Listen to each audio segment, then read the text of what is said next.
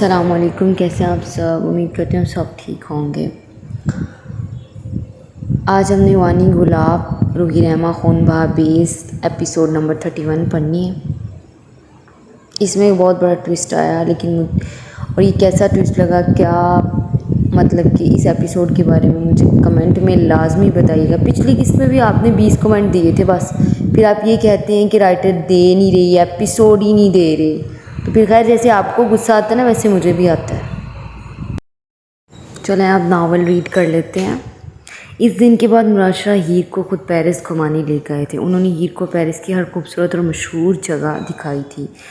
2 दिन मुसलसल वो सैर करते रहे थे और इन 2 दिनों में वो एक दूसरे के बेहद करीब आने लगे थे। हीर तो पाकिस्तान से आती कुछ दिनों बाद अपने दिल में मुराद के लिए मोहब्बत भरे जज्बात महसूस करने लगी थी, और मुराद शाह के दिल को तो वो शुरू दिन से ही भली लगी थी। अब इसमें क्या मैं, मगर इसकी औहद वाली बात से वो जितनी तेज़ी से हीर के करीब आए थे, इस बात से वो इतनी ही जल्दी इससे दूर हुए थे। आज इनको पेरिस में चौथा दिन था और मुराद शाह होटल के नरम गरम कमरे में बिस्तर में दबके लैपटॉप में ऑफिस का कुछ काम करने में मसरूफ़ थे, और हीर इनके सामने सोफे पर बैठी अपने दिमाग में ये सोच रही थी कि वो इनके और अपने दरमियान खामोशी को कौन सी बात से तोड़े। दिन के 3 बज रहे थे और आज थकन की वजह से इनका कहीं जाने का भी मूड नहीं था। सो हीर उठी और अपना कंबल अलमारी से निकाल कर सोफ़े पर आई थी। इसे अपने आप बहुत थका थका और ढीला सा महसूस हो रहा था। मुराद शाह ने इसे बहुत देखा और इसे मुखातिब हुए। अगर आपने रेस्ट करना है तो बेड पर आ जाए, मैं सोफ़े पर बैठकर काम कर लेता हूँ। मुराद शाह इसके हसीन सरापे को बहुत देखते हुए बोले, जो हल्के से सुर्ख ट्राउज़र शर्ट में मलबूस कोई छोटी सी बच्ची लग रही थी। हम सोफ़े पर लेट लेट कर मेरी कमर बहुत दर्द करने लगी है, हीर अफसोसगी से बोली और अपना कंबल उठाते हुए बेड पर आई थी।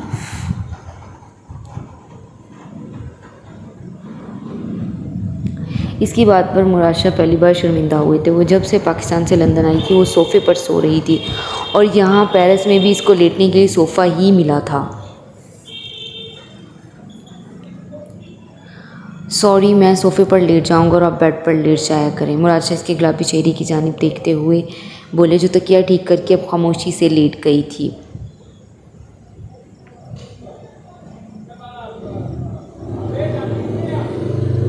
ओके, हीर आहिस्तगी से कहकर आंखें मूंद गई। वो रात को काफ़ी देर से होटल आए थे और अब वाकई वो बहुत थक गई थी।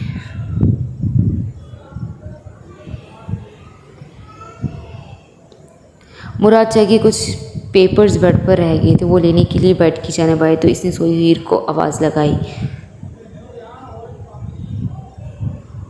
हीर।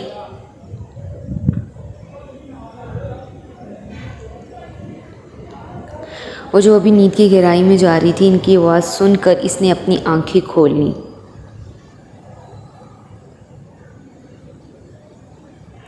जी, वो बोझिल लहजे में बोली।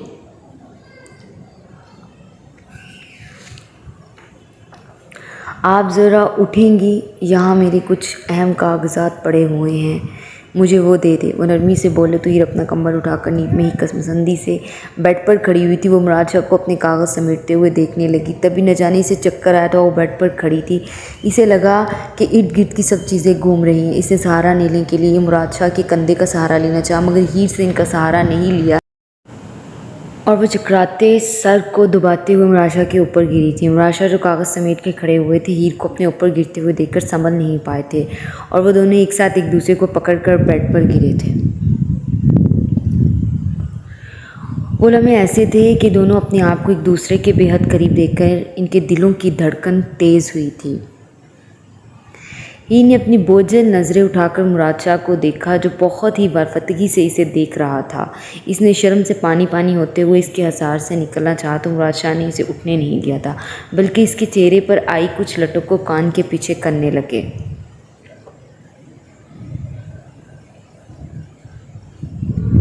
हीर का तो जैसे पूरे जिस्म का खून सिमटकर चेहरे पर आ गया था। वो इस कदर कंफ्यूज हो गई थी कि वो अपनी बोझल पलकों की झालर नीचे गिरा गई थी।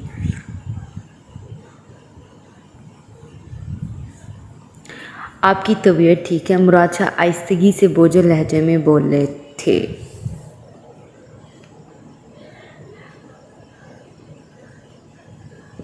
जज जी, बस मुझे नींद आ रही है, इसलिए शायद चक्कर आ गए। वो चचकते हुए कहकर मुराद शाह से दूर हुई थी।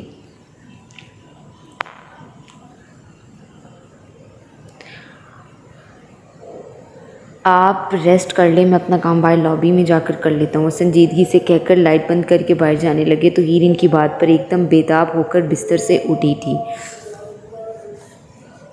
नहीं नहीं, आप काम करें, मैं लाइट में सो जाती हूँ, बस आप यहीं रहें। इसका लम्हा, इसका लहजा बेचैनी और बेताबी से भरपूर था।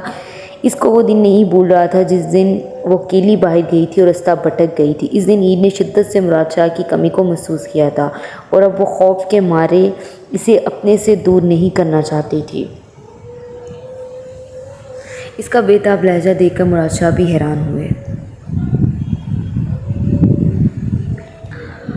ईद, तुम ठीक हो? वह तशवीशनाक लहजे में बोलते हुए इसके करीब आकर बेड पर बैठे थे।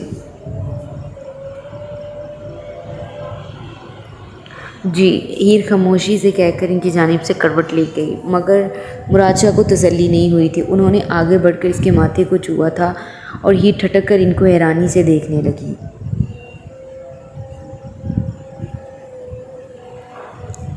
हीर, तुम्हें बुखार है और तुम कह रही हो मैं ठीक हूँ? वो नाराज़गी से बोले।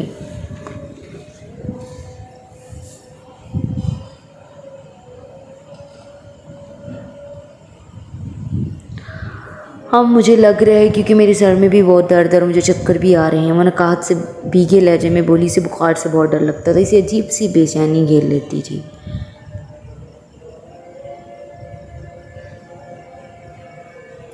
और मैं मेडिसिन लाता हूँ, पहले वो खाओ, फिर मैं तुम्हारी पट्टियाँ करता हूँ। इसकी नब्ज़ चेक करते हुए नरमी से बोली। से वाकई ही बहुत ज़्यादा बहुत तेज़ बुखार था। हीर इस बात में सर हिला गई। वो जितने संजीदा नज़र आते थे, इनके अंदाज इतने ही नरम तबीयत और केयरिंग थे। उन्होंने हीर को मेडिसिन दी और अपना सारा काम छोड़कर ठंडा पानी लेकर इसके पास ही कंबल में आ बैठे थे, जो बुखार में अब तपने लगी थी।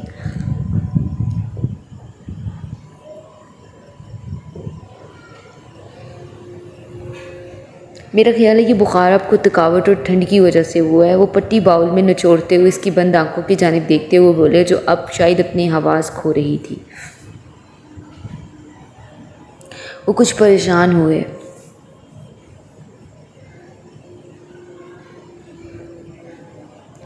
हीर वो माथे पर पट्टी रखकर इसके गाल थपथपाते हुए ऊंची आवाज़ में बोले।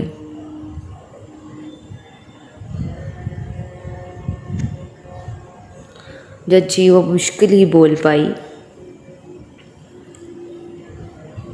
मुराद शाह ने इसे पहली बार इतना चुप देखा था। वो कभी इतनी खामोश नहीं हुई थी और आज वो खामोशी से लेटी हुई थी।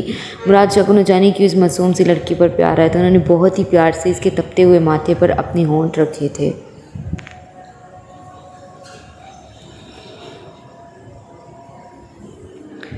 मैं पट्टियाँ कर रहा हूँ, बहुत जल्द तुम्हारा बुखार ठीक हो जाएगा। प्यार से बोलकर इसकी पट्टियाँ करने लगी और वो मेडिसिन के ज़रिए असर नींद में जाने लगी।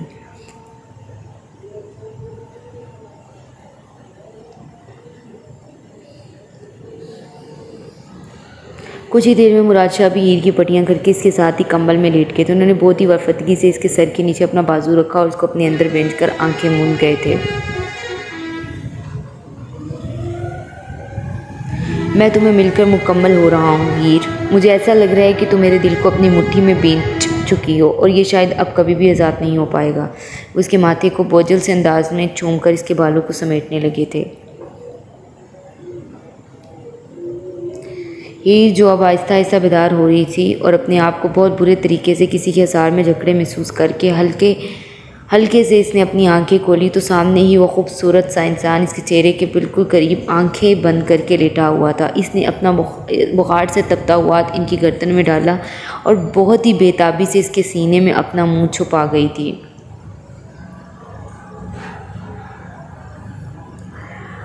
मुझे बुखार से बहुत डर लगता है, वो इनके सीने में अपना मुंह छुपाकर लाड से बोली थी।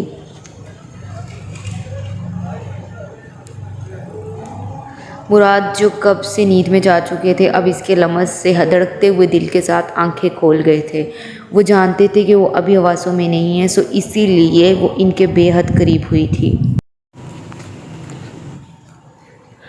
मुझसे डर नहीं लगता, वो शौक़ी से बोले। इसके गिर्द अपना हसार तंग करने लगे थे। आग से भी डर लगता है पर बुखार से ज़्यादा नहीं। वो इनकी कमर को अपने मजबूत हाथों से भींचते हुए फिर से नींद की वादियों में खोने लगी।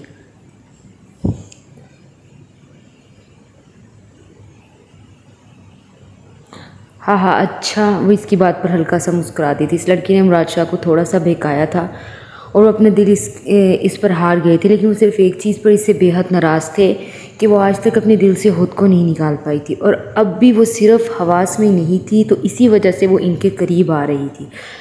वो दुखी दिल से ये सोचकर सोई हुई हीर को हसार से आज़ाद किए बेड से उठे। तभी हीर ने इनका हाथ पकड़कर फ़ौरन अपनी आंखें खोली थी। कहाँ जाने लगे हैं आप? वो परेशानी से बोली। से लगा शायद वो इसे छोड़कर फिर से बाहर जाने लगे हैं।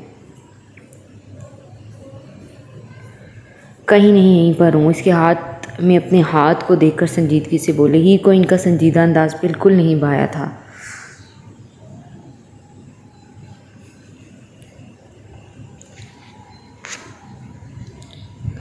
आप कहीं नहीं जाएं, कुछ देर के लिए मेरे पास लेटे रहें। मेरे हीर के लहजे में बेताबी और एक इल्तिजा थी।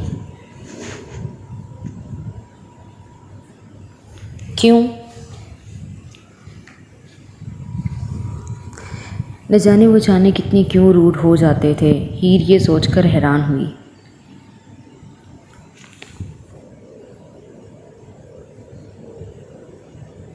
कुछ नहीं, आप जाएं, वो रूठे से अंदाज में कहकर कंबल में मुंह देकर रोने लगी थी। हीर को इनका रूड रवैया अच्छा नहीं लगा था।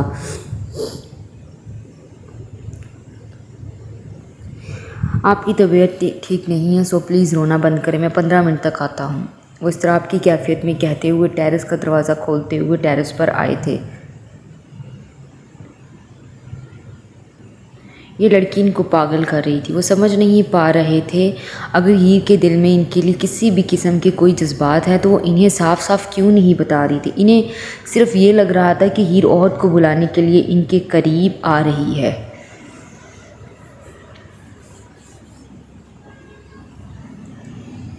कैसे बनेगी बात मोहब्बत की ए रुजत, इजहार अब तलक ना किया प्यार उससे है।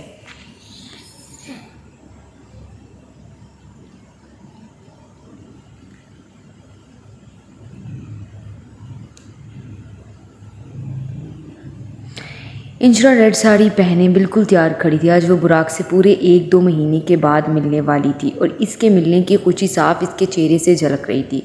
दोपहर के 2 बज रहे थे। उन्होंने 12 बजे पहुंचना था, मगर वो अभी तक पहुंचे नहीं थे।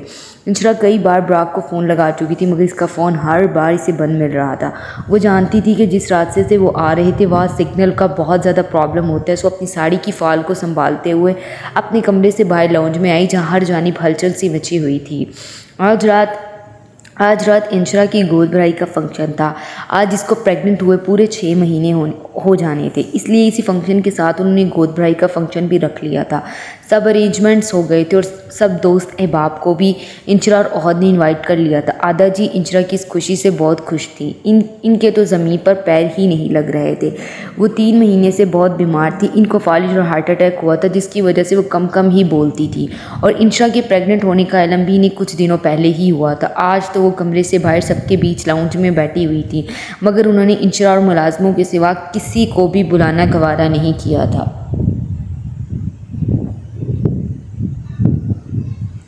इंशरा, बुराक को फ़ोन करो, वो अभी तक नहीं पहुँचे। जबकि ओहद मुझे बता रहा था कि वो पूरे 12 बजे यहाँ आ जाएंगे। याशा जरताज बहुत ही परेशानी से बोली।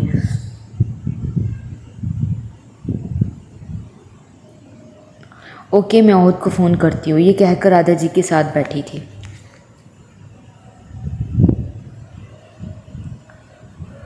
ओहद ने एक ही रिंग पर फ़ोन उठा लिया था।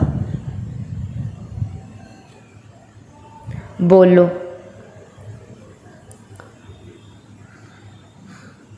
बुराक फ़ोन नहीं उठा रहा और अभी तक वो पहुँचे भी नहीं हैं। तुम तो पता करते कि वो कहाँ हैं। इंशरा के लहजे में भी परेशानी साफ यहाँ थी।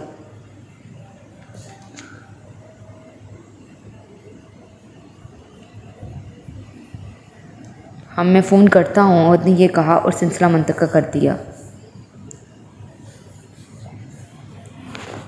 क्या कहता हो? आदा जी अटक अटक कर बोली। फालिज की वजह से वो ज़्यादा बोल नहीं पाती थी।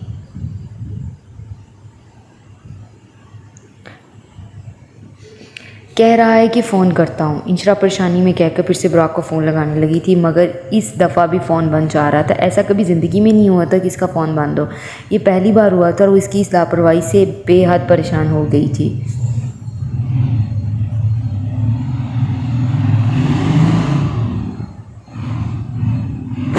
वो बुराक के बारे में सोचते हुए अपनी सुर्ख कामदार साड़ी की फाल संभालते हुए एक अदा से सोफे से उठी तो डाई किए हुए लंबे बाल एकदम उठने से इसकी पश्त पर बल खाकर गिरे थे। वो हवेली का दाखिली दरवाज़ा खोलते हुए जैसे ही बाहर जाने लगी तो इसका फ़ोन चीखा था। इसने सामने स्क्रीन पर नंबर देखा तो ओहद कॉलिंग जगमगा रहा था। इसने फ़ौरन कॉल पिक की।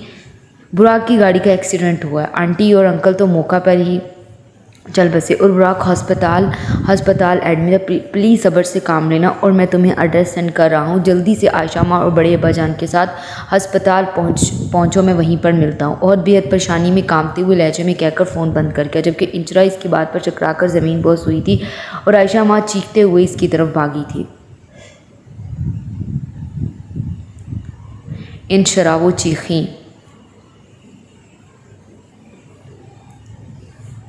वो माँ बनने वाली थी, यूं इसका गिनना ठीक नहीं था।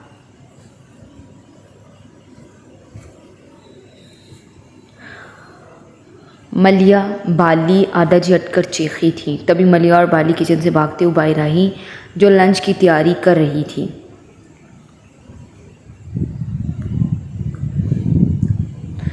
आयशा माँ क्या हुआ?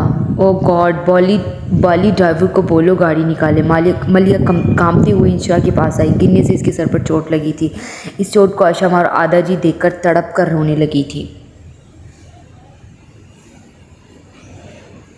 मरिया ने जल्द से इंशरा को उठाया, तभी वहाँ मुस्तफ़ा कमाल आए, जिनको ओहद कॉल करके सब बता चुका था। वो बिकती हुई आंखों से इंशरा को गोश्त में उठाकर गाड़ी की जानिब बढ़े थे और इनके पीछे ही मलिया और आयशा माँ बाकी थी, जबकि जावियार आदा जी की गोद में मलिया को जाते देखकर चीखने लगा था।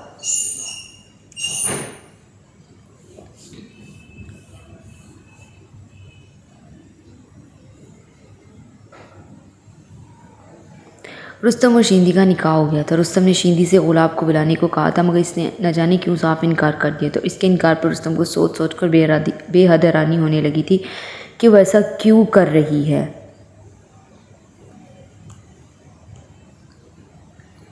तुम्हें पता है गुलाब मुझसे नाराज़ हो जाएगी और वो मुझे तुमसे ज़्यादा अजीज़ और मेरे लिए वो तुमसे पहले है। रुस्तम इसको किचन में काम करते हुए देखकर गुस्से से गुर्राया। वो अब काफ़ी हद तक ठीक हो गया था और इसका ज़ख्म भी अब आहिस्ता आहिस्ता मंदमल हो रहा था।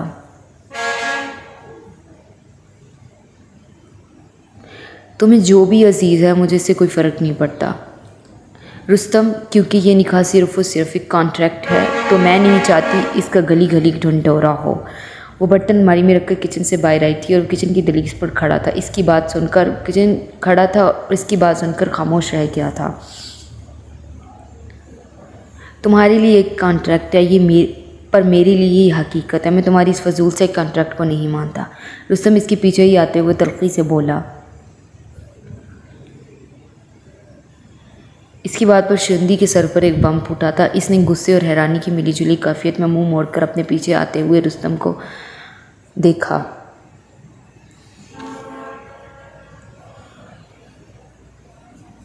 ये एक कॉन्ट्रैक्ट है, इसे कॉन्ट्रैक्ट की हद तक लो तो तुम्हारी बहुत मेहरबानी होगी। अगर कुछ ऐसा करने की कोशिश की तो मैं तुम्हें पुलिस के हवाले कर दूंगी। वो इसकी शौक आंखों में गुस्से से घूरती हुई नखोद से बोली। हम बहुत अच्छी धमकी है। वो इसे घूरता हुआ लोमड़ी की चालाकी से इसकी जानी बढ़ने लगा। वो इसकी हर चाल से नावाकिफ़ थी।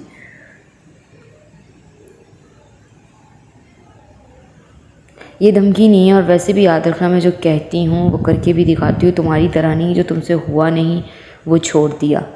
वो बेहद तंग से बोलकर कमरे में जाने लगी तो रुस्तम ने एक जस्त में इसे कलाई से पकड़कर अपनी जानिब खींचा था और शिंदी, जो इसकी ऐसी हरकत से बिल्कुल नावाकिफ़ थी, किसी टूटी हुई टहनी की मानद इसके सीने में समाई थी।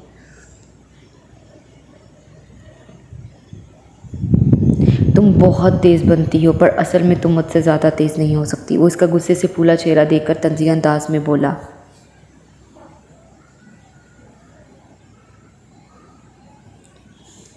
बदतमीज़, जाहिल, धोखेबाज, कमीने, छोड़ो मुझे। शिंदी ने रुस्तम के सीने पर ज़ख़्म वाली जगह पर अपने दोनों हाथों की हथेलियाँ मारी थी और रुस्तम तकलीफ़ से अपने लम्ब पैच गया था। मैं सब कुछ हूँ, पर एक बात याद रखना, अब मैं तुम्हें छोड़ने वाला नहीं। मैं तो कब से तुम्हारी ताक में बैठा था कि कब तुम मेरी जानिब आती है और कब मैं तुम्हें हमेशा के लिए अपनी बानों के इज़हार में कैद करता हूँ। रुस्तम ने इसकी नाजुक कमर को अपने हाथों से जकड़े बड़े ही शौक लहजे में कहा था।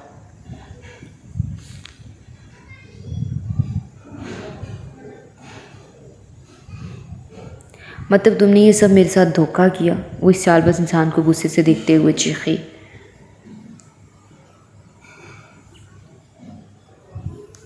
बिल्कुल भी नहीं, बल्कि तुम मुझे 8 साल से धोखा देती आ रही हो, लेकिन अब नहीं। अब मैं तुम्हें मोहब्बत के सबक भी पढ़ाऊंगा और इसके प्रैक्टिकल भी सिखाऊंगा ताकि तुम्हें नफ़रत से मोहब्बत करना आए। रुस्तम बड़े संजीदा लहजे में बोलकर इसकी सुर्ख चेहरे की जानिब देखने लगा जो गुस्से से फूल गया था।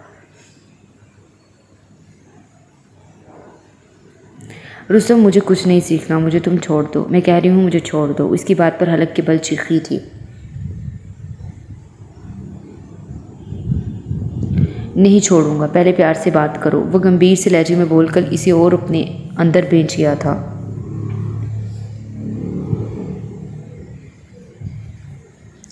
इसके यूं इतने करीब आने पर शिंदी की सांसें रुस्तम की सांसों से अटकी थी। 5 साल से उससे दूर रह रही थी कि कहीं वो इसको कैद ना कर ले, क्योंकि इसे मत से सख्त नफरत थी। वो कभी भी शख्स से करीब आकर अपने आप को धोखा नहीं देना चाहती थी और आज ऐसा ही हुआ था। आज रुस्तम खानज़ादा ने इसे अपनी गिरफ्त में कैद कर ही लिया था और शिंदी ने हारते हुए अंदाज में इसे नफरत से घूरा था।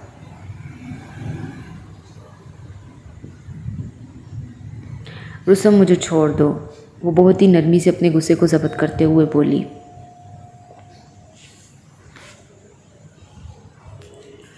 हाय मेरी जंगली बिल्ली। रुस्तम इसकी अदा पर जैसे प्यार से हंसने लगा, फिर इसके माथे पर अपने लब रखकर इसे खुद से दूर किया था।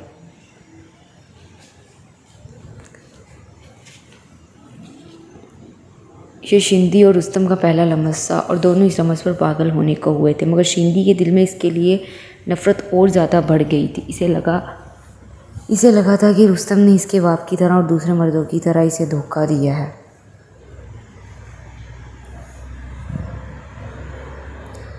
तुम बहुत बड़े धोखेबाज निकले। मैंने तुम्हें कहा भी था कि मुझे धोखा मत देना, लेकिन तुमने दिया। वो छूटते ही चीख कर बोली थी।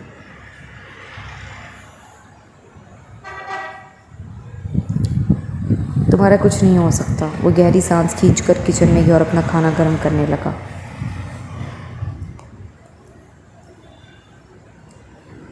क्यों हाथ लगाया तुमने मुझे? मुशर्रफ पर हाथ रखते हुए गुस्से से चीखी।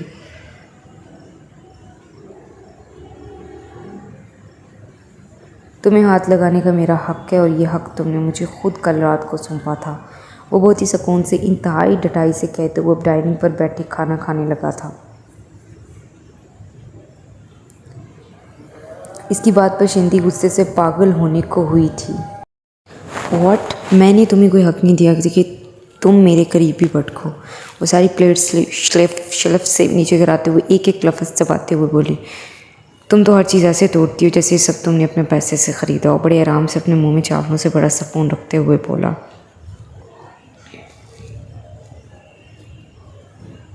तुम्हारे पैसों से ख़रीदा गया है तो ही तोड़ती हूँ, और मैं तब तोड़ूँगी जब तुम मुझे यूँ सच करोगे। वो इसके बेहद करीब आते हुए इसकी आंखों में आंखें डालकर नडर लहजे में बोली तो रुस्तम इसके हिटलर जैसे अंदाज पर मुस्कुराया और उसका हाथ पकड़कर इसने झटके से इसे अपनी गोद में बिठाया था।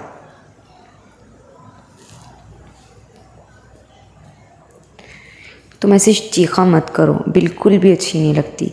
वो इसकी कमर में हाथ डालते हुए संजीदगी से कहता हुआ अब फिर से चावल खाने लगा था और वो इसकी गिरफ्त में मचलने लगी थी। रुस्तम को इसकी मज़ामत, इसकी चीखों से कोई फ़र्क नहीं पड़ा था। वो 8 साल इसकी याद में तड़पा था और अगर वो तड़प रही थी तो तड़पती रहती, इसे कोई फ़र्क नहीं पड़ने वाला था। शिंदी ने गुस्से से इसको खाते हुए देखा और इसके मुंह में जाता हुआ चावलों पकड़ कर नीचे गिराया था और चम्मच रुस्तम की झोली में गिरा था। मुझे छोड़ो वरना मैं तुम्हें खाने नहीं दूंगी। शिंदी अब गुस्से को साइड पर रखकर ज़िद्दी लहजे में बोली थी।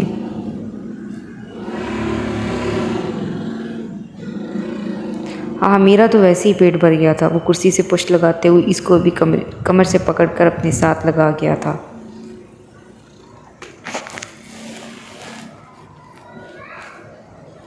शिंदे ने इसकी डटाई देखकर गुस्से से कुर्सी को पीछे की जानिब धक्का लगाया और कबल के रुस्तम संभल पाता, मगर शिंदे ने इसे मौका नहीं दिया था। इसने अपना सारा वज़न रुस्तम पर डाला और रुस्तम का सारा वज़न कुर्सी पर पड़ा और कुर्सी ज़मीन पोस हुई थी। रुस्तम का सर जाकर फर्श पर लगा था और शिंदी का सर इसके सीने से लगा था। कबल के इस पर से उठकर किचन से बाहर भाग दी। रुस्तम ने ऐसे ही लेटे लेटे इसकी कमर को ऐसे जकड़ा था कि वो इसकी गिरफ्त में तड़प कर रह गई थी।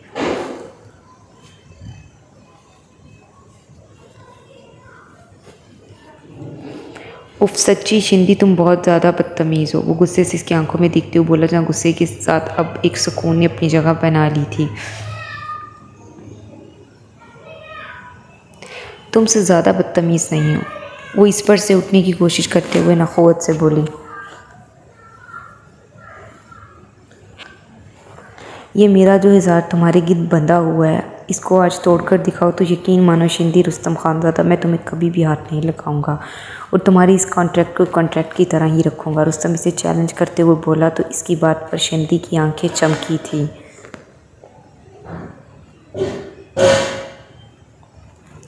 ओके, पर अपनी बात पर कायम रहना, वो इसको घूरते हुए बोली।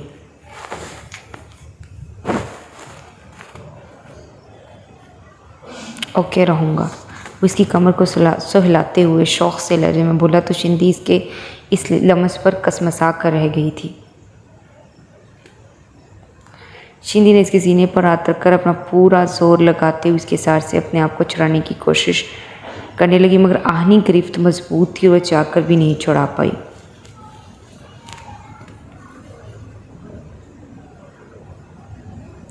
तुमसे कभी भी नहीं होगा, वो शिंदी की गुस्से से भरी आंखों में देखकर मुस्कुराते हुए बोला। मैं तुम्हें छोड़ूंगी नहीं। वो हारे हुए अंदाज में इसके सीने पर अपने हाथों के मुक्के मारते हुए चला रही थी कि तभी रुस्तम की जेब में पड़ा हुआ फ़ोन रिंग हुआ था और शिंदी ने अंदर ही अंदर सुकून का सांस लिया था। रुस्तम ने इसे घूरा और इसे आज़ाद करके फ़ोन निकाला तो स्क्रीन पर सुबान कालिंग जगमगा रहा था। इसने शिंदी को इग्नोर करते हुए फ़ोन उठाया और फर्श से उठा।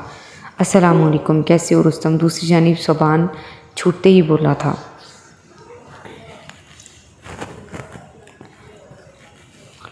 हम ठीक, तुम सुनाओ, तुम कैसे हो?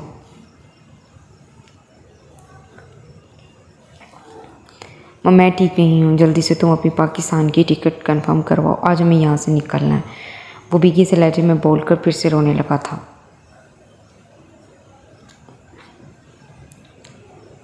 हुआ क्या है बताओ तो सही यार, गुलाब ठीक है? रुस्तम बेहद परेशानी से बोला। बुराक और इसके घर वालों का एक्सीडेंट हुआ है और इसके पेरेंट्स तो मौका पर ही हलाक हो गए और बुराक का डॉक्टर ने जवाब दे दिया वो शायद एक दिन या आधा दिन रह पाए, इससे ज़्यादा इसके पास वक़्त नहीं। सुभान ये बताते हुए फूट फूट कर रोने लगा था। वो कभी भी अपनी ज़िंदगी में ऐसे नहीं रोया था और आज बुराक के एक्सीडेंट ने इसका सीना छलनी कर दिया था और वही सुनकर जैसे पागल हो गया था। इसकी बात सुनकर रुस्तम पर बम फूटा था। इसकी टांगें कांपी थी। वो परेशानी से सोफे पर बैठता चला गया था। इतना अच्छा इंसान वो भी यूँ जाने वाला होगा ये इसने कभी नहीं सोचा था। इसने जुबान से सिलसिला मुंतखब करके अपनी ऑनलाइन टिकट करवाई और सोफे से सर लगाकर आंखें मूंद गया। शिंदी इसको अचानक सीरियस देखकर हैरानी से इसके करीब आई थी।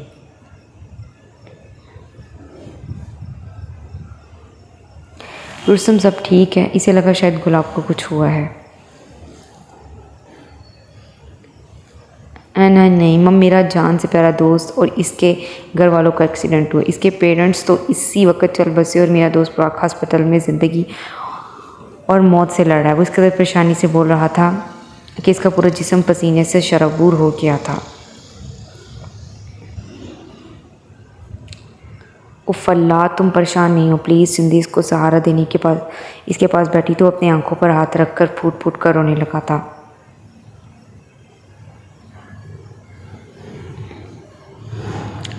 शिंदी का दिल एकदम उछलकर हलक में आया था। वो जो अभी इसके साथ शरारतें कर रहा था, इसको तंग कर रहा था, और अब यूं अचानक से रोता हुआ देखकर शिंदी का दिल हलक में आ गया था। मम प्लीज़ यूं रो मत। इसे समझ नहीं आ रही थी कि वो इसे कैसे दिलासा दे।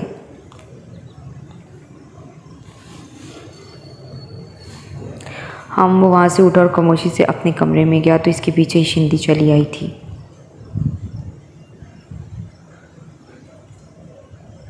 मैं तुम्हारी पैकिंग कर देती हूँ, तुम तब तक शावर ले लो। वो इसकी सुर्ख आंखों की जानिब देखते हुए आहिस्तगी से बोली।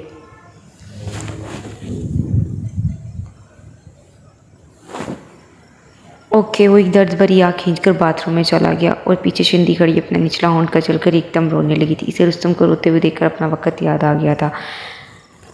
जब इसकी माँ मरी थी तो रुस्तम की तरह इसे भी कोई कंधा देने वाला ना था, और वो भी ऐसे ही सब्र से रो रही थी। वो जानती थी कि रुस्तम का अपने दोस्तों के सिवा कोई नहीं था, जैसे इसका इसकी माँ के सिवा कोई नहीं था।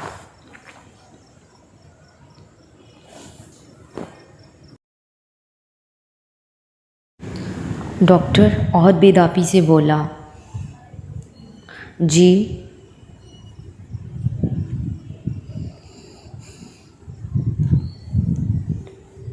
बुराक अब कैसा है? वो डॉक्टर के ऑपरेशन थिएटर से निकलते ही इनके रास्ते में आया था।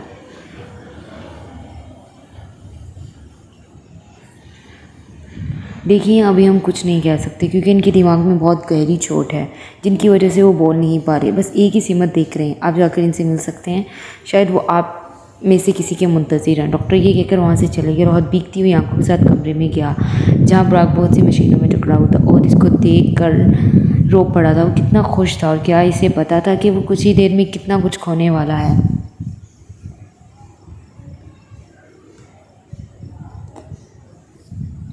और इसके पास बैठा तो वो सिसक सिसक कर रोने लगा था और अटक अटक कर बोला था,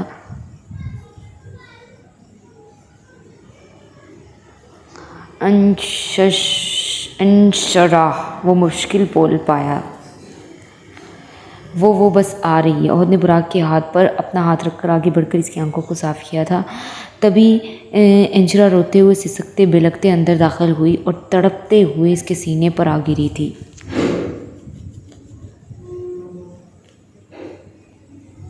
आप क्यों ऐसा कर रहे हैं बुराक? आप क्यों मुझे छोड़कर जा रहे हैं? मॉम डैड भी चले गए, तबीर भी चली गई, लाला भी मुझे छोड़कर चले गए। अब आप मुझे छोड़कर मत जाइएगा। मेरे जिस्म से ऐसे है जैसे कोई मेरी रूह को दे रहा हो। इंशरा सिसक कर रो रही थी और पास खड़ी मलिया, ओहद, मुस्तफ़ा, कमाल, आयशा सब इसके रोने पर रो दिए थे। आयशा ज़रताज तो सख्ती में जा चुकी थी। अभी तो उन्होंने अपनी बहू को रुखसत किया था और अब बुराक के वालिदैन का सानिया हो गया था। अगर बुराक को कुछ हो गया तो वो ये सोचकर फूट फूट कर रोने लगी थी और इनके पास खड़े मुस्तफ़ा, कमाल इन्हें अपने साथ लगाया और वो दोनों फूट फूट कर रो दिए थे। अभी सोगर दुख को गए बरसों भी नहीं हुए थे कि फिर से वो पलट कर इनकी दहलीज पर वापस आ गए थे। ये दुख कितने जालिम क्यों होते हैं? क्यों ये खुशियों को दिमक लगा देते हैं? क्यों ये खुशियों के दुश्मन होते हैं? क्यों? आखिर क्यों?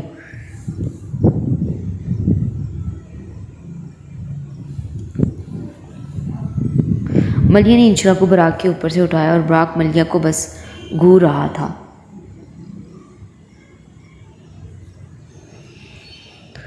इंशरा, अपने आप को संभालो। अगर तुम ऐसे टूट जाओगी तो बुराक को कौन संभालेगा? मलिया ने इसे अपने साथ लगाया तो वो जैसे हर चीज़ भूलकर इसके साथ लगकर फूट फूट कर रोने लगी थी।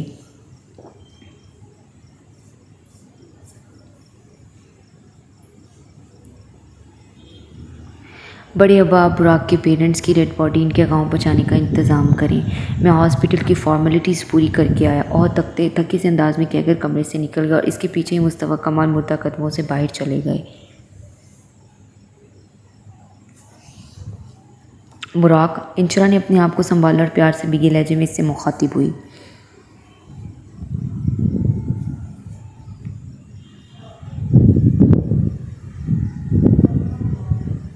बुराक ने इसके पुकारने पर आंख के इशारे से इसकी जानिब देखा था। इंशरा इसके कुछ भी ना बोलने पर एकदम मुंह पर हाथ रखकर अपनी सिसकियों को दबाकर रो पड़ी थी और आयशा माँ इसके करीब आए इसको अपने साथ लगा गई थी। मलिया, इंशरा की ड्रेसिंग करवा दो। आयशा ज़रदार इंशरा के सर पर जमे खून की जानिब देखते हुए फटते दिल के साथ बोली थी।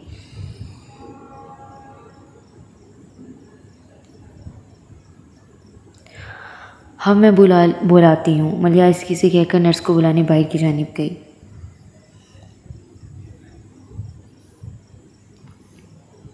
बुराक ने अपनी जान से ज़्यादा अजीज़ अपनी महबूब बीवी को देखा था, जिससे इसने इस कदर प्यार किया था कि वो सोच भी नहीं सकता था। और अब न जाने वो इस दुनिया में रहता है कि नहीं, क्योंकि वो जानता था कि दर्द से इसके जिस्म का एक एक हिस्सा ऐसे दर्द कर रहा था जैसे इसका पूरा वजूद किसी बहुत भारी शय के नीचे हो।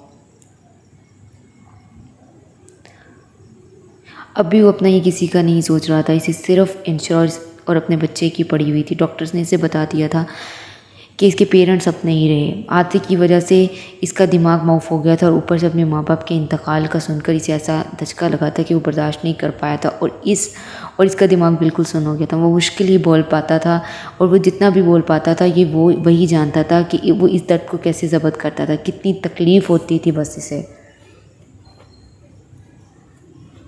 इंशरा ने इसे अपनी जानिब देखते हुए पाया तो इसने बहुत मोहब्बत से रोते हुए इसके हाथ चूम लिए थे।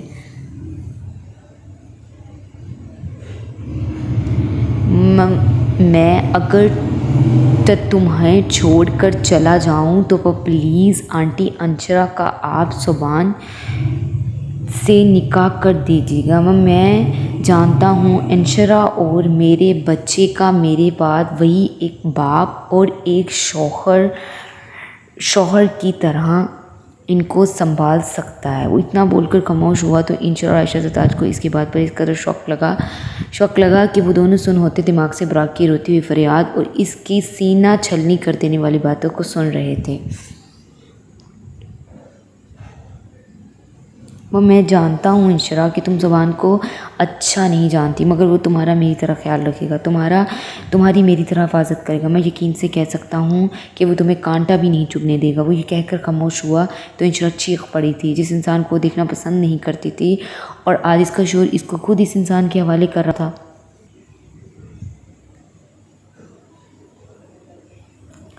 कहीं नहीं जा रहे हैं आप, कहीं भी नहीं, आप यहीं रहेंगे और अगर कहीं चले भी गए तो मैं सिर्फ आपकी याद में अपनी ज़िंदगी वक़्फ़ कर दूँगी। मैं क्यों आपकी जगह किसी को दूँ, क्यों आखिर क्यों? इसके सीने पर सर रख कर फूट कर सिसक कर रो दी थी। इसने कभी ख्वाब में भी तसव्वुर नहीं किया था कि इसके साथ कुछ ऐसा होने वाला है।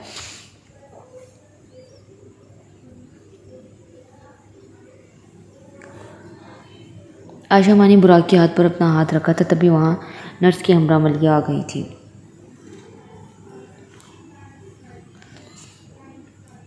नर्स ने आते ही इंशरा की ड्रेसिंग होते देखकर बुराक ने तकलीफ से अपनी आंखें बेंच ली थीं।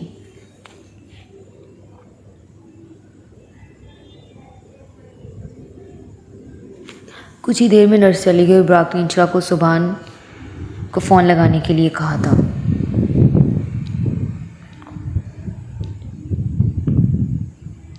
नहीं, आप ऐसा नहीं कर सकते और आप मुझे छोड़कर नहीं जा सकते। आयशा माँ से इनका फ़ोन लेकर फर्श पर मारते हुए गुस्से से चीखी।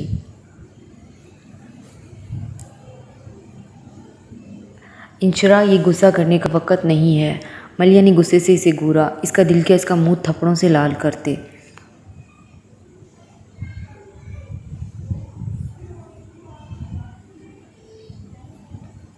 इसकी बात पर इंशरा ने इसे घूरा।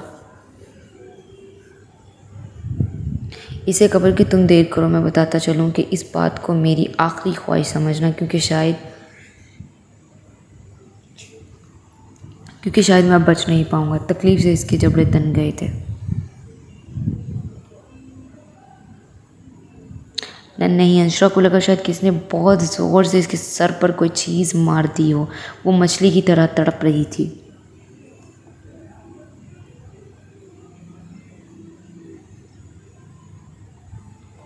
मलिया बुराक की बात पर रो दी थी। आज इसे यकीन हुआ था कि कोई किसी को इतना भी चाह सकता है, मरते हुए भी इसे अपनी महबूब बीवी की फ़िक्र है।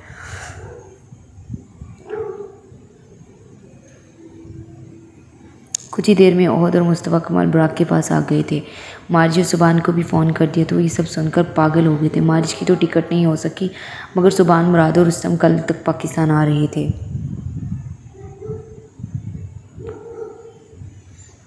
कमरे में खा जाने वाली खामोशी छाई हुई थी और बुराक ने बामुश्किल बोलते हुए अपनी सारी बात सबके सामने खुलकर सुना दी थी, जिसे सुनकर मुस्तकमा तो जैसे ढह से गए थे। वो कैसे इन लोगों को अपनी बेटी दे देते जिन्होंने इनकी बहन के साथ न जाने क्या क्या जुल्म ढाए थे, और ऊपर से उन्होंने भी बदले में इनकी बहन के साथ इतना बुरा किया था। और अगर बुराक के कहने पर सुभान इशरक को अपना भी लेता है तो क्या वो इसे खुश रख पाएगा? नहीं, वो कभी नहीं इशरक को मुकाम देगा जो वो डिज़र्व करती है, क्योंकि वो अपनी बहन के सारे बदले इनकी बेटी से लेगा।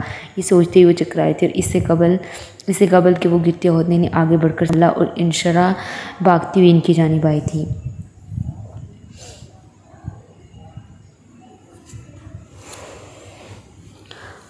बाबा आप ठीक हैं? वो फटते हुए दिल के साथ बोले।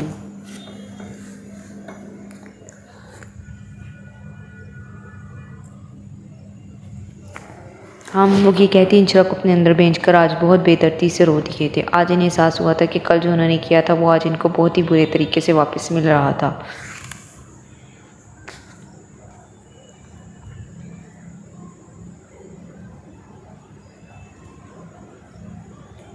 आयशा ज़रदार जिनको देखते हुए अपने आंसू ज़ब्त किए बुराक की बंद आँखों को तशवीश से देखने लगी। तभी उन्होंने औद को इसकी नब्ज़ चेक करने का इशारा किया। औद ने जैसी नब्ज़ चेक की, नब्ज़ रुक चुकी थी, जाने वाला चाह चुका था। इसने खामोशी से एक नज़र इंशरा की जानिब देखा जो आंसू साफ करके बुराक के ही पास आ रही थी। इसने अपनी जानिब औद को तकते हुए देखा। क्या हुआ? वो बहुत ही मासूम से बोली थी। रो रो कर इसकी आंखें सूज चुकी थी, इसकी नाक सुर्ख हो गई थी और बाल ऐसे बिखरे हुए थे जैसे सदियों से इन्हें समेटा ही ना गया हो। औद को पहली बार जिस लड़की पर तरस आया था जिसने ज़िंदगी में कभी कोई मुश्किल नहीं देखी थी, और आज इसे एक ऐसा दर्द मिल रहा था जिसको शायद वो कभी भूल पाती।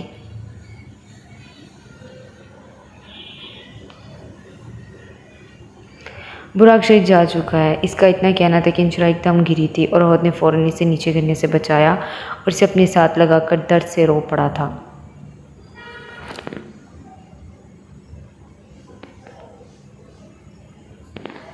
मरिया का दिल जैसे बंद होने को हुआ। इसने आयशा माँ को संभाला। मुस्तफ़ा कमाल तो रोते हुए हॉस्पिटल से हवेली चले गए थे जहाँ उन्होंने इनकी तदफीन वगैरह का इंतज़ाम करना था।